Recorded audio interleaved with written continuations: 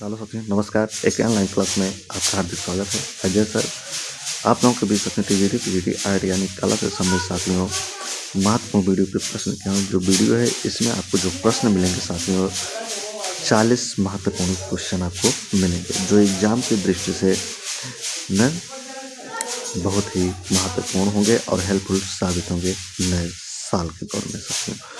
तो चलते हैं, वीडियो को स्टार्ट करते हैं विलंब न करते हुए साथियों। वीडियो अच्छा लगे तो वीडियो को आप लाइक करेंगे, दोस्तों के पास शेयर करेंगे, जो नए व्यूअर्स हैं चैनल को जरूर जरूर सब्सक्राइब करेंगे। तो पहला प्रश्न है आज का, मिनिमल आर्ट कि वह प्रसिद्ध भारतीय कलाकार जिनका 22 सितंबर 2020 को आकस्मिक निधन हो गया। कैसे कलाकार थे? मिनिमल आर्ट की वह प्रसिद्ध भारतीय कलाकार जिनका 22 सितंबर 2020 को आकस्मिक निधन हुआ था कौन थे?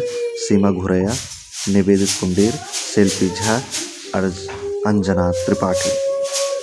तो हमारे आंसर बताने से पहले आप लोग अपना आंसर देंगे कमेंट बॉक्स में। तो यहाँ पे जो राइट आंसर होगा वो सीमा घुरैया हो जाएंगे। कौन हो जाएंगे? सीमा घुरैया, जो 22 सितंबर 2020 को आकस्मिक निधन हुआ था, तो सीमा घुरैया का।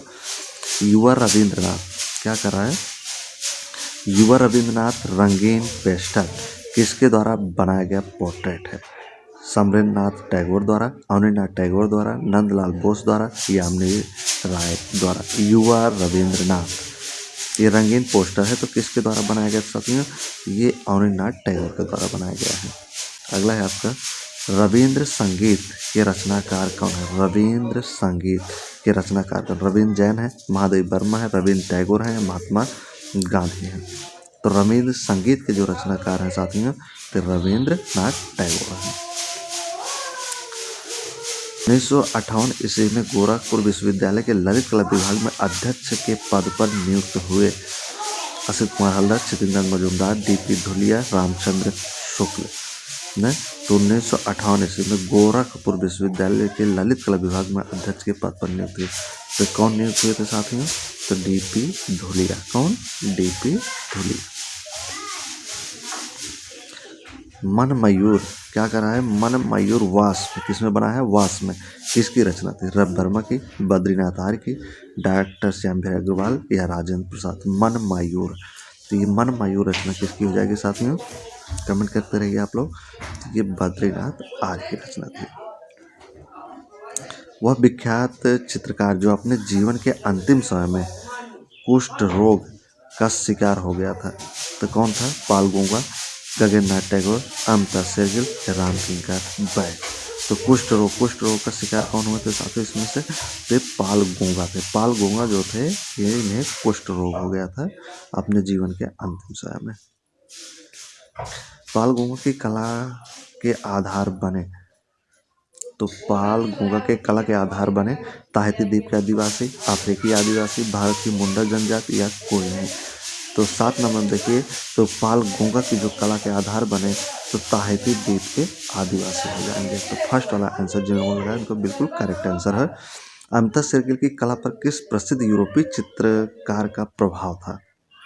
अमिता शेरगिल की कला पर किस यूरोपीय चित्रकार का प्रभाव था? तो वान गॉग का, पाल गोंगुआ का, पाल पिकासो या एडगर देगा का।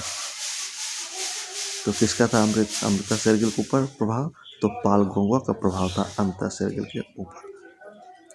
बिंदु रेखी कला किसकी देन है? बिंदु रेखी कला किसकी देन है?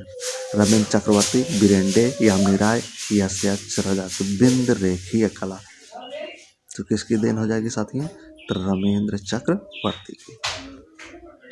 कलाकार निरोध मजूमदार का जन्म कहाँ हुआ था? जो कलाकार निरोध मजूमदार हैं इनका जन्म पूछा है कहाँ हुआ था? शांति निकेतन में, कलकत्ता में, मुंबई में या इलाहाबाद में। तो कलाकार निरोध मजूमदार का जो जन्म हुआ था कहाँ हुआ था साथियों? तो कोलकाता में हुआ था। बहुत कम समय में आपका रिवीजन किया जा रहा है साथियों 40 क्वेश्चन का। तो यहाँ पे देखिए, दिल्ली को अपने कार्य क्षेत्र के रूप में किसने चुना? दिल्ली को अपने कार्य क्षेत्र के रूप में किसने? डीपी राय चौधरी, अवनीनाथ टैगोर, शारदा वकील या यामिनी राय। तो कौन चुने थे साथियों? तो शारदा वकील। एहोल में एडिल क्या कर रहा है? एहोल में एबडिल प्लान पर निर्मित मंदिर है लाट खान, दुर्गा मंदिर, कोतगुड़ी मंदिर या मेघुती मंदिर। एहोल में। तो एहोल में कौन सा मंदिर हो जाएगा साथियों? तो एहोल में जो मंदिर होगा वो दुर्गा मंदिर होगा। किस मूर्ति शिल्पी की ख्याति विशाल काय मूर्तियों के सृजन के कारण है? न कौन सा एक मूर्ति शिल्पी है जिसका जो ख्याति है, विख्यात हुआ तो विशाल मूर्तियां बनाने के कारण हुआ है? तो कर्मकार, श्री महत्रे, रामकिंकर या शंकर चौधरी। तो कौन हो जाएंगे यहाँ पे? तो यहाँ पे कर्मकर हो जाएंगे। कर्मकर विशाल मूर्तियां बनाने के लिए जाने जाते हैं। निम्नलिखित में से कौन सा तत्व छापा चित्रण से संबंधित है? मेल्डिंग, एक्वाटेंट, वीविंग या ग्वास। तो 14 नंबर देखिए, तो 14 नंबर का राइट आंसर क्या हो जाएगा? कौन सा एक तत्व छापा चित्रण से संबंधित है साथियों? तो जो तत्व है वो आपका है एक्वाटेंट। मैन ऑन बेंच क्या कर रहा है? मैन ऑन बेंच 1977 से मूर्ति शिल्प है। क्या है? मूर्ति है, ध्यान देना है। इसके रचनाकार मैलेन है, रौदा है, हंसन है, बेरिनिनी है। तो कौन हो जाएंगे साथियों? तो हंसन हो जाएंगे, हंसन। किस कलाकार का संबंध बम्बई और बड़ौदा दोनों से है? किस कलाकार का जो संबंध है बम्बई और बड़ौदा दोनों से है? एन.एस. बेंद्रे का, के हैबर का, यश चावड़ा का, हृदय राय चौधरी का। बम्बई और बड़ौदा से। तो कौन हो जाएंगे साथियों आपके? तो एन.एस. बेंद्रे। एन.एस. की जो शिक्षा थे मुंबई से थे, बड़ौदा में शिक्षा कार्य किए थे ना। तो शिक्षा जो ग्रहण की बम्बई से और शिक्षा देने का कार्य बड़ौदा से। तो बड़ौदा से ज़्यादा समय थे एन.एस. बेंद्रे। गांधार शैली की प्रतिमाओं में किस पत्थर का प्रयोग किया गया है? गांधार शैली की प्रतिमाओं में कौन सा पत्थर है जिसका प्रयोग किया गया? भूरा, सफेद छींटेदार, लाल, बलुआ सफेद, कसौटी, काला पत्थर। गांधार शैली की बात कर रहा है उनकी प्रतिमाओं को बनाने में। कैसा पत्थर प्रयोग किया गया था साथियों? तो भूरा पत्थर, भूरा लैंडस्टोन। भगवान विष्णु के आयुध और कला चक्र का प्रतीक है। काल चक्र है। भगवान विष्णु के आयुध और काल चक्र का प्रतीक है। चक्र, चौकी, सिंह, वृषभ। क्या राइट आंसर है? चक्र हो जाएगा। बुद्ध की प्रतिमा का निर्माण और बोधिसत्व की कल्पना किस काल की देन है? मौर्य काल, शुंग काल, कुषाण काल या गुप्त काल की? तो कौन सी काल की देन है साथियों? तो ये कुषाण काल की देन है। बुद्ध की प्रतिमा का जो निर्माण हुआ था ये कुषाण काल में हुआ था, बोधिसत्व की कल्पना से संबंधित। किस युग में चित्रकला के उदाहरण उपलब्ध नहीं है? किस युग में चित्रकला के उदाहरण उपलब्ध नहीं? मौर्य काल में, शुंग काल में, कुषाण काल में या गुप्त काल में? तो किस काल में नहीं है? तो कुषाण काल में।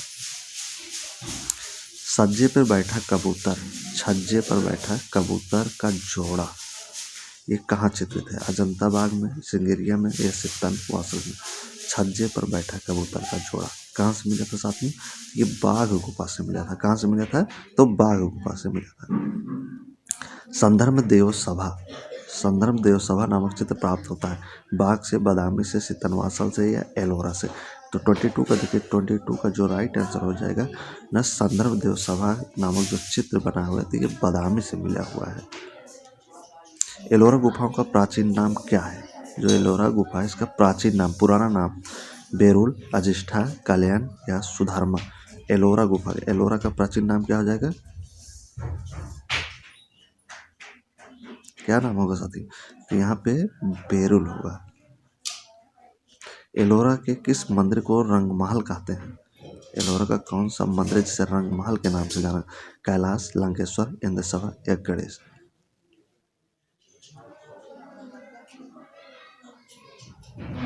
कौन सा मंदिर है? कैलाश। कैलाश मंदिर को ही रंगमहल के नाम से जाना जाता है।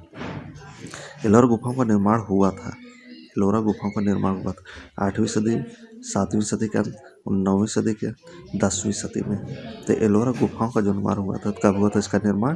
तो इसका जो निर्माण माना जाता है 8वीं सदी के अंत में माना जाता है। वास पद्धति हेतु सामान्यतः किस माप का ड्राइंग बोर्ड उचित माना जाता है? वास चित्रण के लिए। किस चित्रण के लिए? वास चित्रण के लिए। तो कौन सा माना जाता है साथियों? तो 18x24 का जो ड्राइंग बोर्ड होता है वास चित्रण के लिए सबसे अच्छा माना जाता है।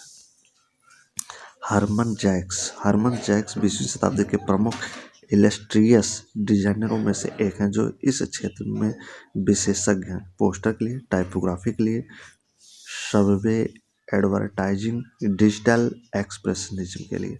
हरमन जैक्स, तो किसके लिए जाना जाता है हरमन जैक्स? तो इस जो सी वाला आंसर होगा सबवे एडवर्टाइजिंग के लिए जाने जाते हैं। राजा वर्मा का जन्म 29 अप्रैल 1848 ईस्वी को कहाँ हुआ? पश्चिम बंगाल, केरला, बिहार, महाराष्ट्र। राजा वर्मा का जन्म तो केरल किली मन्नौर में हुआ था। कब? 29 अप्रैल 1848 को। मोनालिसा पेंटिंग कहाँ संग्रहित है?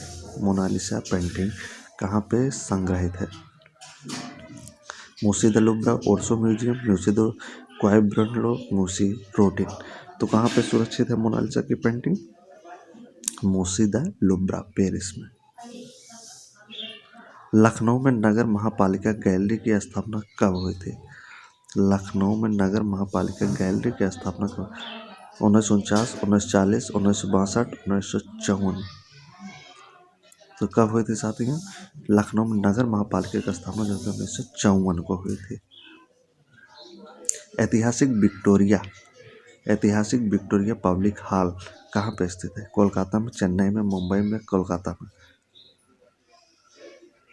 चेन्नई, लखनऊ, मुंबई, कोलकाता, कहाँ जाएगा Victoria public hall?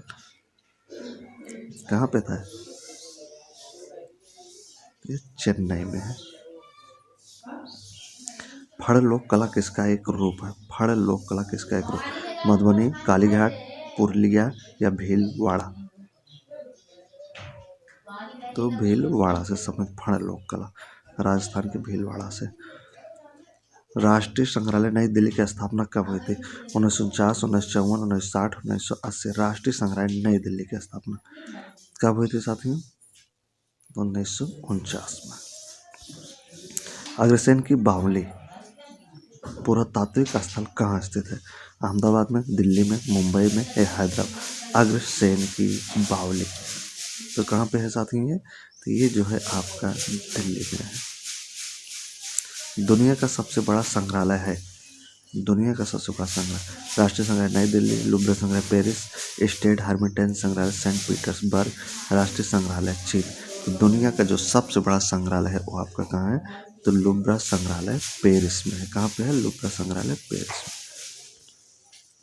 Banaras Hindu विश्वविद्यालय में दृश्य कला विभाग के वर्तमान डीन हैं प्रोफेसर यस प्रणाम सिंह, प्रोफेसर हीरालाल प्रजापति, प्रोफेसर इनू मेहता, सुनील विश्वकर्मा। बनारस हिंदू विश्वविद्यालय तो कौन हो जाएंगे यहाँ पे? तो प्रोफेसर हीरालाल प्रजापति हो जाएंगे।